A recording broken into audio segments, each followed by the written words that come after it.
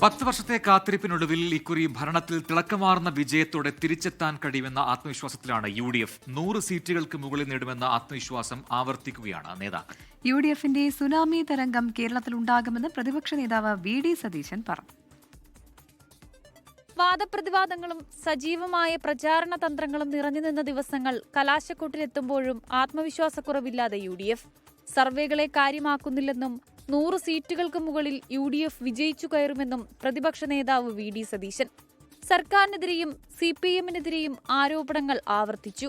എവിടെ മത്സരിക്കുന്നത് CPM-ല് മുഖ്യമന്ത്രി ഏകാധിപതിയായ മുഖ്യമന്ത്രിയാണ്. ചോദ്യം ചെയ്യാനില്ലാത്ത ആളാണ് CPM-ല്.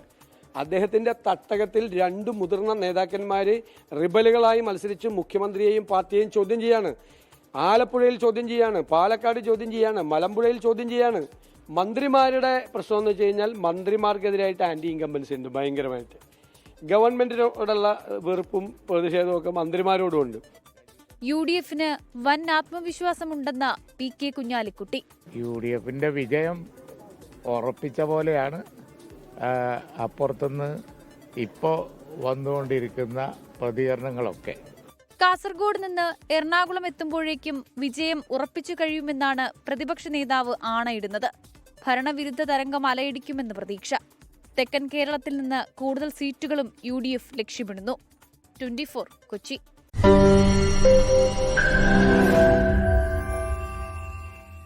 ലോകത്തെവിടെയായാലും ഏത് സമയത്തും 24 വാർത്തകളും ഓഗ്മെന്റഡ് റിയാലിറ്റി പാക്കേജുകളും എക്സ്പ്ലെയിനറുകളും വിശദമായി കാണാൻ ഞങ്ങളുടെ YouTube ചാനൽ നിങ്ങൾക്ക് സബ്സ്ക്രൈബ് ചെയ്യാം.